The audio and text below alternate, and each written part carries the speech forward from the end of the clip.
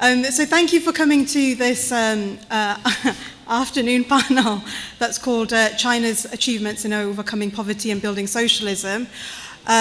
We have a distinguished panel of speakers to delve into that topic more deeply for 8 minutes each. Before I give them the floor, I will be just giving a 2-minute preamble of my own, which I will stick to time, don't worry.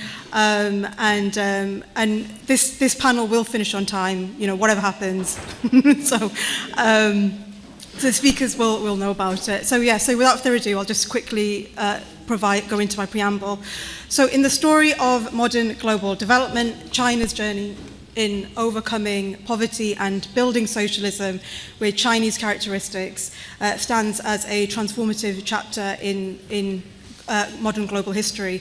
For decades, the country has pursued a unique model of development guided by the goal of creating a moderately prosperous society in all respects. And the starting point for China's development journey began at the onset of the Chinese Revolution and when the CPC was able to take over in leadership capacity. And its development began from a point of profound scarcity where so over half a century ago, this is when it happened, you had a country whose average annual income was over £100 a month. 88% of its population was living in extreme poverty, and other metrics such as life expectancy and literacy were amongst the lowest in the world. So since then, and under the CPC's leadership, through a sustained, targeted and nationwide campaign, China lifted 800 million people out of poverty, absolute poverty, which accounts for over 70% of global poverty reduction in that period. This was not an accidental outcome of economic growth. It was absolutely a meticulously organized top-down initiative by the CPC. And so this success is deeply intertwined with China's path, of building socialism. The Chinese model combines state-led planning initiatives with market mechanisms, or it combines those two. And major infrastructure projects such as the world's largest high-speed rail network, 5G network coverage, and urbanization drives have been fundamental in connecting remote communities to economic opportunities. So the state, i.e., with the CPC, has played, not with the CPC, but you know what I mean, has played a central role in directing investment, setting policy requirements, priorities rather, and mobilizing resources on a massive scale. And ultimately, China frames this achievement not just as an economic success, but as a core requirement of socialism. It demonstrates a people-centered approach where the fruits of economic growth are shared with all to ensure basic standard of living. And so this victory over absolute poverty is seen as a crucial foundation for the country's next national goal, which is the building of a modern socialist country by the middle of the century. So I'm going to open it up to the panel. The first person that I have to speak, to go further into these topics is Ali. Oh, did I introduce who I was? I can't remember if I introduced my name. Oh yeah, so apologies. My name is Rashida Islam, and I'm on the Friends of Socialist China Britain Committee. So I'll just introduce the first speaker, which is Ali Al-Assam. He is the managing director of what's called the NewsSocial Cooperative, and he's also a member of the Friends of Socialist China Britain Committee. So, Ali, you have 8 minutes, and I will be very strict with that 8 minutes.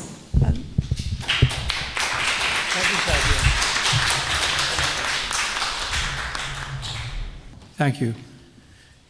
Well, I spoke in this conference a year ago, and when I was speaking, actually, we heard the news that Sayyid Nasrallah was martyred exactly 20 minutes earlier.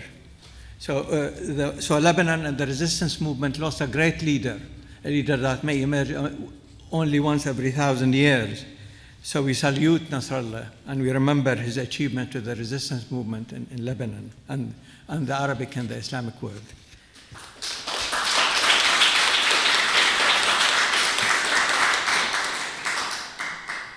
So I'm going to speak about the comparison between two important AI strategic plans by the USA and China. I always say that AI is actually not only a revolution, it's a meta-revolution. All other revolutions are produced as part of it. So it's so important what happens to the global world in terms of the competition between the world with China and between the USA and its allies in this world. So I'll go through the various slides and thank you. So if you go to the next one, please. So of course I have only 12 minutes, so I'll try to summarize. This slide, which probably will be shared, has the bullet points of the main differences between the strategic plans. So I won't go into it now, but just go through the details. And if you go to the next slide, please. Okay, so let's come to the American strategic plan. Trump, when announcing it in July this year, he said AI is a national security imperative for the United States to achieve and maintain unquestioned and unchallenged global technological dominance. Right from the beginning, right from Trump's statement, AI to the United States is all about global dominance. And that comes up time and time again. So global dominance and security actually was mentioned 24 times in the AI strategic plan for the United States. It was the action plan was a product of Executive Order 14179 by Trump, and actually it was the brainchild of 2 experts only. It wasn't studied in a very big way. It was the brainchild of Trump's AI czar called David Sachs and the National Security Advisor, NSA. And it says the US wants to export so not only it's about national security and global dominance, in the plan it says that the US wants to export its full stack, hardware, models, applications, and standards to allies and allies only. It's not about benefiting the global world, it's about exporting and monopolizing what they think is a very key technology to its allies, which is the G7 countries only. And Trump's visit to the UK was that about a week or 2 weeks ago, where he came up with his techno czars talking about exporting the AI technology to the UK as one of the first examples of implementation of this policy. So next one, please. Okay, here, so if we talk in here, this is the essence of it. It's the USA plan is about unquestioned global dominance. The focus is military, security, global power. That's very clear in the plan, and the means is funding, R&D, alliances, and control. And if we contrast it with the China plan, if we go to the next slide,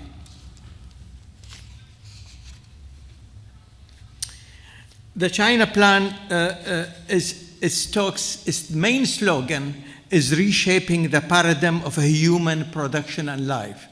National security was not mentioned once, or military was not mentioned once in the plan. It was all about people and about how it can integrate with government, with industry, with lifestyle. I will come to it in some more details. The focus in the Chinese plan was on economy, society, and daily life. Complete contrast between the USA plan and the China plan. The China plan was a directive from the State Council, the highest state body in China, and a huge variety of input from all corners of the Chinese state likely went into Chinese AI plan. As in contrast to the USA plan, it was from the bottom up. They spent months and years devising it. It's actually a continuation of the 2017 plan that was announced by Xi Jinping then. So it really is a continuation and a revisit and an upgrade of the 2017 plan. It's a very ambitious plan. And when they talk about reshaping the paradigm of a human production and life, we socialists remember that the Marxist-Leninist ideological underpinnings. Eventually, it seems to imply AI integration might lead to China closer to the realization of full economic revolution under socialism. So it's very much part of the socialist view of how creating wealth to the whole society and prosperity can advance socialism. It's very much about people and people's life, and in huge contrast to the USA plan. So if we go to the next slide, this shows, of course, you can't see all the details in here. It shows the contrast between the USA plan and the China plan. So the USA, started by 2019 by another executive order by Trump when in his first presidency, and it talks in general terms about some milestones, while the Chinese one is much more detailed in what it does. Next one, please. So here it is. This is the Chinese plan in more details, and you could see it started in 2017, and they want to go for full integration by 2020 and midpoint 2025, and then by 2026 in details, they want AI talent and educational reforms. Actually, it talks about 1 minute. 1 minute? Really? Yes. Oh, good. Can I have another 2 minutes? No, 1 minute. Yeah. Okay, because the story is not complete. Yeah. Okay, so it talks about 70% of the country will have adopted AI-powered terminals, then talks going to 2019, 2035. Very detailed plan and very ambitious, really ambitious plan with full details. There's so much study that has gone into it. It's really, and it's all about poor life. Next slide, please. Okay, when we talk about investment, you could see that USA investment, actually there is no real investment from the state. It's all old money when it comes to the USA. And it costs about US government 40 billion, then the military are given 25 billion, and then US private tech, they talk about 60 billion. And then that goes, where does it go in the US? Military and security, alliances and regulations, and commercial AI. While the Chinese plan, very well defined, goes into smart cities, industrial automation, social governance. That shows you the huge contrast between the US plan and the China. The China plan actually is part of what I call the fifth industrial revolution. There is a true industrial revolution in China that governs every aspect of life, and AI is a fundamental part of it. So it is a very, very ambitious and very important revision. If we go to the next slide, in terms of regulation, there is no regulation whatsoever in the USA plan. The techno-feudals, I call them, or what Yanis called them, the big tech, are given free rein in achieving profit and using it for military. Military is a very big part of it, and using it, while the China, there is very careful governance in how AI could be used for the benefit of society. Next one, please. So these are our guys in here, the real leaders in the USA, and a strategy led by big tech, no regulation on AI, strive for huge profits with no basis in wealth creation, and unsustainable vertical control. If we go to the next one, just 1 minute, please. Okay. So in terms, if we look at the risk of the USA plan, it is very doubtful to succeed for a variety of reasons, and I don't have the time to do it. It's really, when you consider the risk by all specialists, it is very unlikely that the USA plan will succeed. To do with constraint on energy, they don't even have the infrastructure for the energy needed now. For example, OpenAI just announced a $400 billion plan to build six data centers in the USA, which will consume the equivalence of 10 nuclear power stations, which does not exist.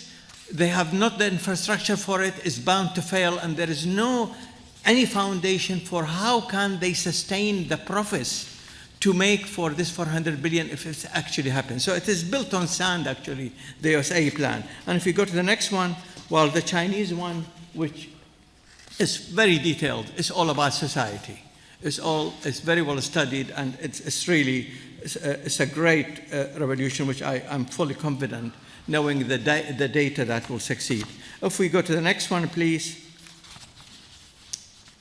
Now, the Chinese Global AI Initiative, which my colleagues talked about in various sessions, now replaced with, upgraded only yesterday. Keith sent me the information about it. They call it the AI Plus for Humanity. And it has, if you go next one, it has 4 sections, very well detailed. This is for humanity, not for China.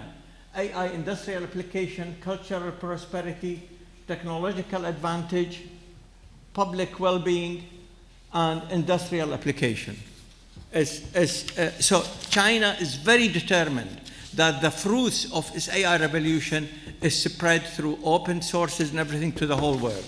Okay, and finally, AI, nearly finally, just 1 second. AI can be used for harm, and as we can see, and is going to be used for harm by US companies. They invested $100 billion in Israel's security industry. AI is being used for the genocide in Gaza, while AI could be for good. So there's a whole contrast between them. And finally, really, it's up to the global world how AI will be used. Would it be used for liberation or to serve the empire?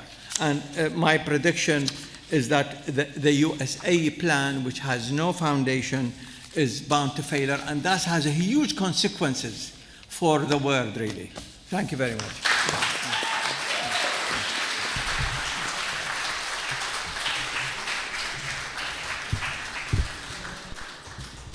Thank you. Thanks, Ali, for sticking to time. Just before in the interest of fairness, I'll give the subsequent speakers 10 minutes each to speak. But before I take us to the next speaker, I just wanted to communicate a message from George Galloway's camp. Apparently, he has been arrested at the airport, which is why he wasn't present at the first session today. So no details so far have been provided. We can only assume it was politically motivated, so all we can do is just basically send our solidarity to him in terms of resisting the efforts of the British state. Just without further ado, I'll take us to our next speaker, who is the Education Officer for the Young Communist League. Eben Williams, please give him a warm welcome.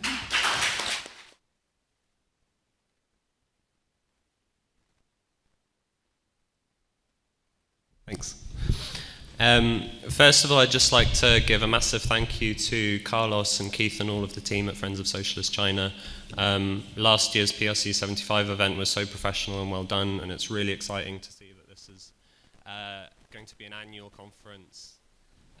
It's so important today that we're building this kind of united front against imperialism in all of its forms, which is represented today by all of the different political parties and organizations in this room, and that's not easy to do, is bringing the left together. So congratulations to Carlos and Keith and everyone else.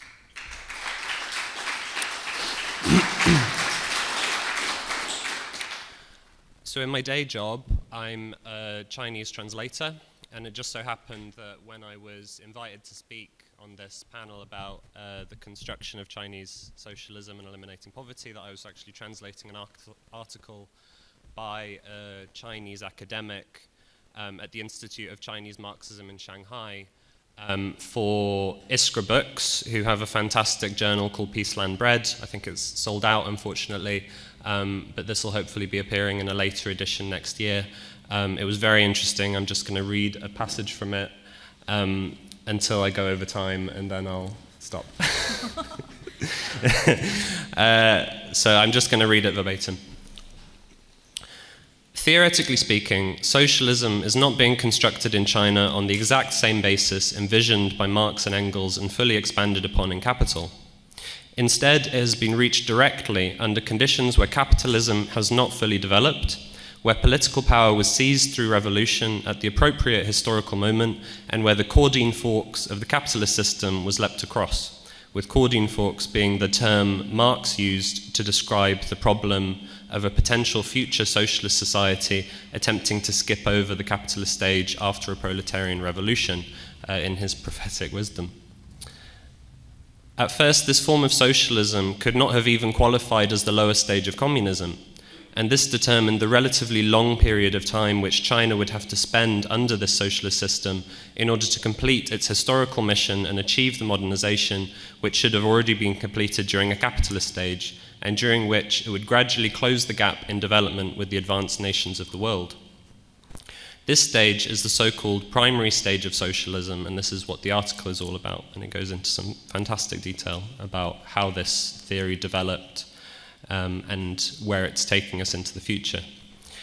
Facts have repeatedly shown that for a relatively economically and culturally backward country like China, there is still a long way to go from first establishing the socialist system to building socialism itself. Likewise, it has been a relatively long process for successive generations of Chinese Communist Party leaders to develop their own understanding toward this question. After the establishment of the new China, and particularly around the 8th Communist Party of China National Congress, Communist Party members had a sober awareness of the historical position which they found themselves in and made a deliberate attempt to shatter any superstitions about the need to follow the Soviet model of socialism dogmatically. But faced with a harsh and complex external situation, the CPC made the mistake of being too eager for results and was unable to successfully maintain the correct path going forward, leading to serious setbacks to the construction of socialism in China, despite some major achievements at the same time. Facing the convoluted road to socialist construction in China, as well as lessons from the international communist movement of those who had tried to surpass their current stage of social development too early, the CPC has gradually put forward its theory of the primary stage of socialism. On the basis of analysing the concrete national conditions of China, the 13th National Congress clarified its basic understanding of the theory of this stage, stating that the primary stage of socialism does not refer to an initial stage that every country will go through upon entering socialism generally, but refers to the particular stage that China must go through when constructing socialism under the conditions of backward productive forces and an underdeveloped commodity economy. The primary stage of socialism will stretch at least 100 years, dating back to the 1950s, when the socialist transformation of private ownership of the means of production was basically completed, to the time around the mid-21st century, I think it was this 2049 deadline, when socialist modernization will have been in the main accomplished. During this stage, the principal contradiction in society, the wording for this has developed over time, and that's interesting in of itself, but originally it was formulated as the contradiction between the ever-growing material and cultural needs of the people and backward social production. Class struggle will continue to exist to a certain degree for a long period of time, but it is not at the moment the principal contradiction. To resolve the principal contradiction of the current stage, the primary task is to energetically expand the commodity economy, raise labour productivity, and gradually achieve modernisation of industry, agriculture, national defence, science and technology. To this end, reform must be conducted where the links of production and superstructures are incompatible with the growth of the productive forces. Modernisation is a necessary trend of human social development, as well as the shared aspiration of multiple generations of Chinese Communist Party members, except that the modernisation pursued by the Communist Party of China is socialist modernisation. And the reason for emphasising that it is a socialism with Chinese characteristics is that the primary stage of socialism which China currently finds itself in is not a stage of socialism in the traditional sense as understood by Marx. According to Marx and Engels, socialism should naturally develop as a new social formation when the capitalist relations of production can no longer accommodate their own productive forces after capitalism is fully developed and modernization has been achieved. And yet, all existing socialist countries, including China, have been established under conditions where capitalism has not been fully developed and modernization has not been achieved, where political power has been seized through violent revolution, and then, under the guarantee of the socialist regime, the socialist transformation of the private ownership of the means of production has been realized, thereby establishing the socialist system while leaping across the Caudine Forks of capitalism. So prior to reform and opening up, the Communist Party of China put undue emphasis on the degree of public ownership of the means of production and ended up taking a wrong course and committing the error of attempting to skip over China's current stage of social development too early. But since reform and opening up, the CPC has liberated its thinking and sought truth from facts, upholding reform internally and opening up to the outside world, eliminating institutions and mechanisms which hinder the development of the productive forces of society, thereby achieving the great leap of the Chinese nation from standing up to growing rich. However, at the same time, the difference between socialism and capitalism has been to a certain extent concealed under the banner of modernization, and a series of problems and phenomena that are clearly contrary to socialist principles had also emerged in society. But since the new era, the Central Committee of the CPC, with Comrade Xi Jinping at its core, has always emphasized the socialist nature of the Chinese road, continuing to follow the basic principles and core values of socialism in drawing up the blueprint for China's modernization drive, and always inserting socialist elements into modernization, leading the way to building a great modern socialist country in all respects, and striving to promote an organic unity between socialism and modernization. During the new era and the new stage of development, when the strategic goals of the two-step strategy for development have been completed, one after another, and a great modern socialist country has been built, this will signify the completion of the primary stage of socialism, thereby starting the advance to a higher stage of socialism. By then, China will not only have achieved unity between socialism and modernization, solving the problems that Marx, Engels, and even Lenin failed to systematically answer, and that no subsequent socialist countries have provided scientific answers to, but will also have unified the two major tasks of socialist modernization and the great rejuvenation of the Chinese nation, solving the problem of the relationship between the international and the national in the socialist movement. The implications of this are not only to provide another option for the path to modernization for the vast number of developing countries, including other socialist countries, but also to present a new solution to the problems of modernity for developed capitalist countries like ours, that is, the socialist road out. So that's just a bit of a taster, but you can see the full article in a later edition of Peaceline Bread. Please check it out, and please support Iskra Books because they do fantastic work.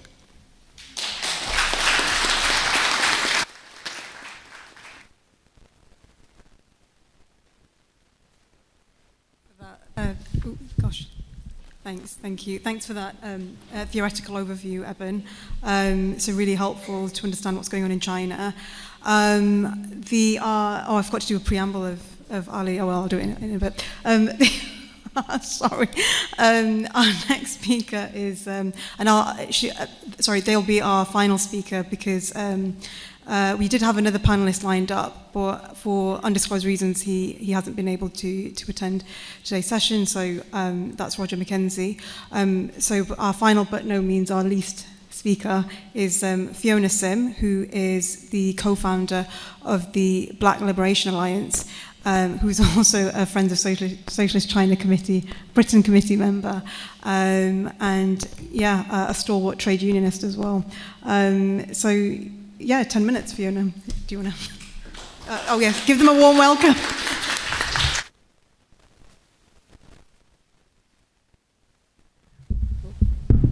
Hopefully this is working. Beautiful.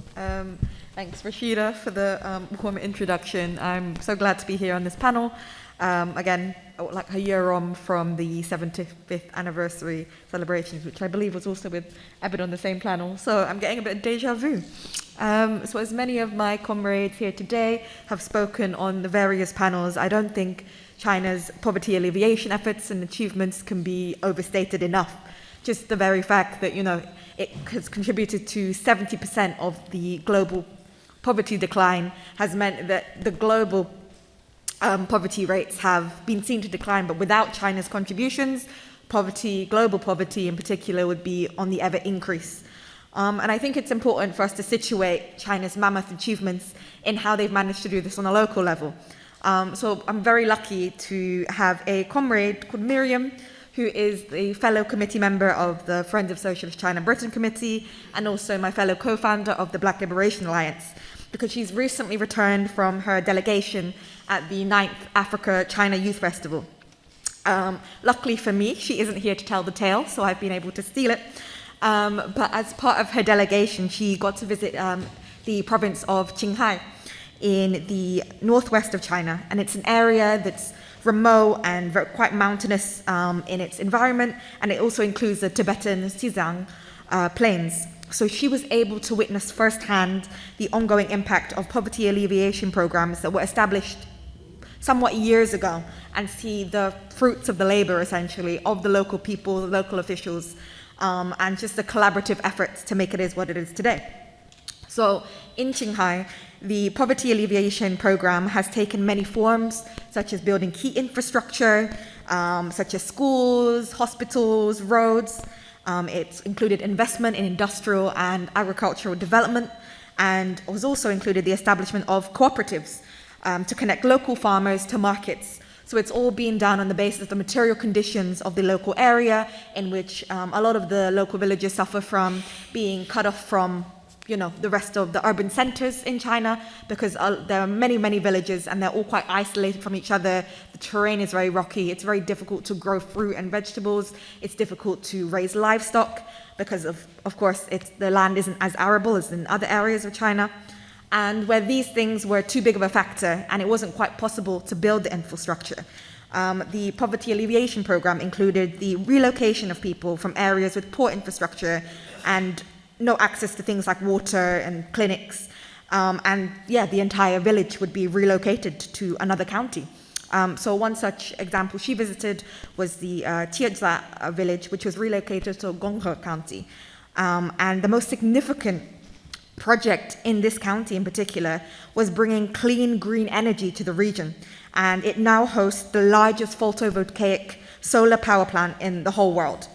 And this, of course, has brought solar power as an industry to villages in Qinghai, a means of generating power, feeding into the national energy grid in China itself, and, of course, generating income for many families who wouldn't have access to electricity of this nature otherwise. But its success is actually down to an unsuspecting and quite an unusual source. It's actually down to sheep, what they call photovoltaic sheep. So you see, when the solar panels were first installed in the area, it was in a sea of vast desert land, inarable land, and installing the plants there risked intense sand erosion, damage from the environmental factors, natural disasters, you name it.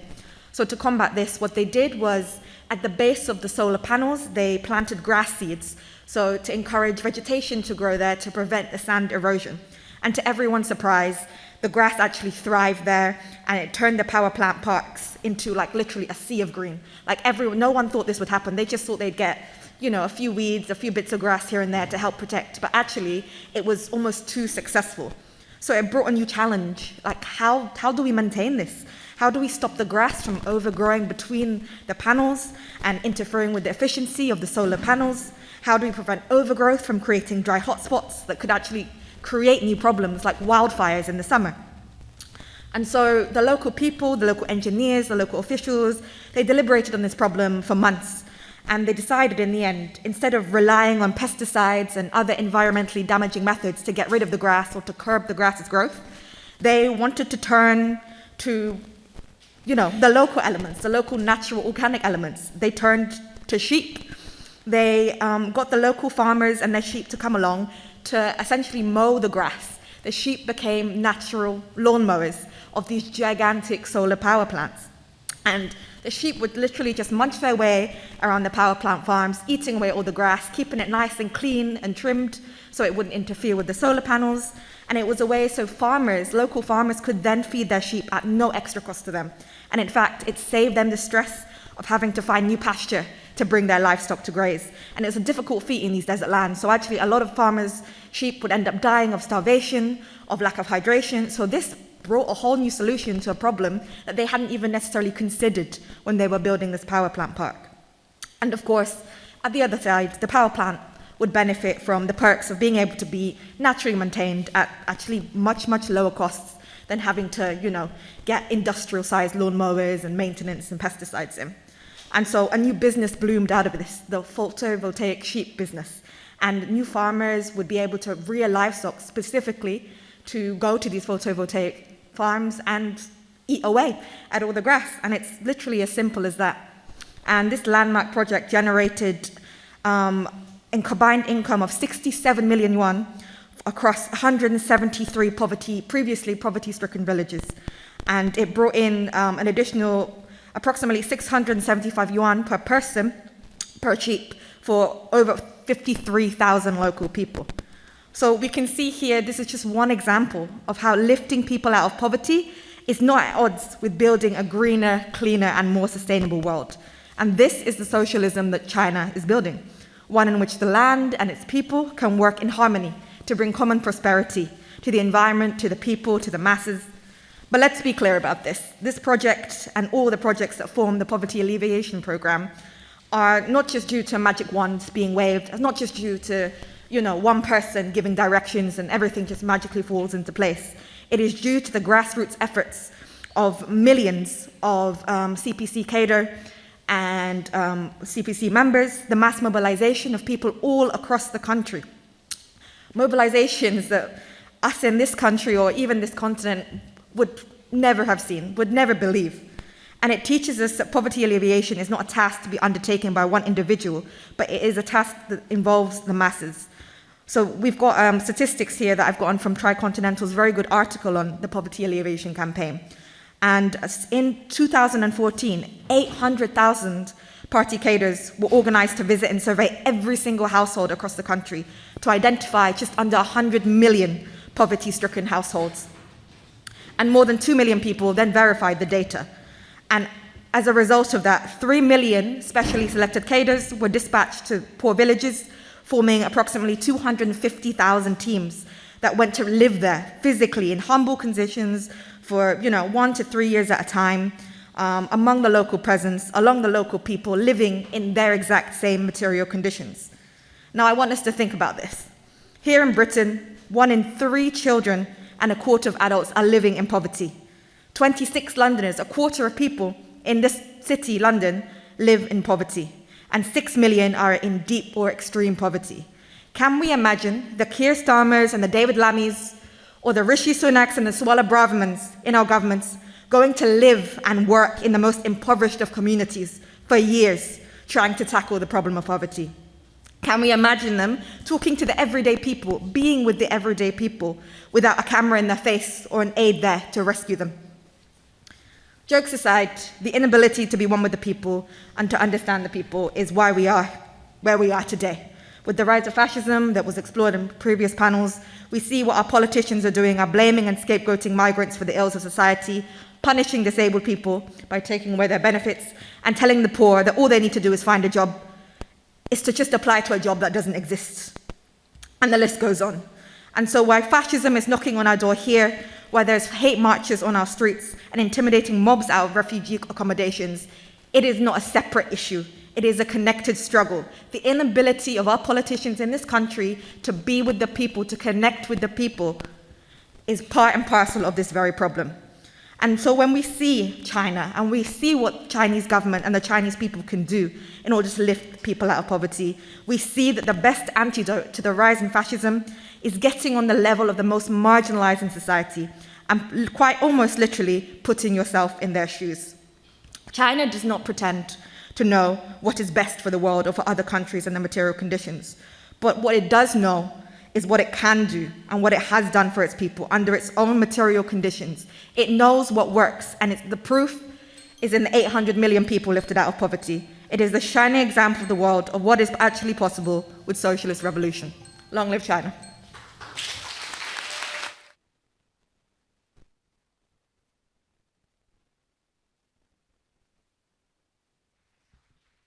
Thanks for that, Fiona. That was an amazing speech. So it just, hopefully the lessons drilled in that instead of implementing austerity, which is what we're going through right now, you can meet reaction by investing in people's living standards, but also making sure that everyone has value and is uplifted simultaneously, which is a model that China shows and that Fiona so articulately articulated. So thankfully, we now are at the, no, not because of Fiona, we're now at the end of the panel. This means, which is happy days, right? Because it means we can now, can we go to the next panel? We can, yeah, so are we going to have a break? Nope, okay, happy days, right. Next panel it is.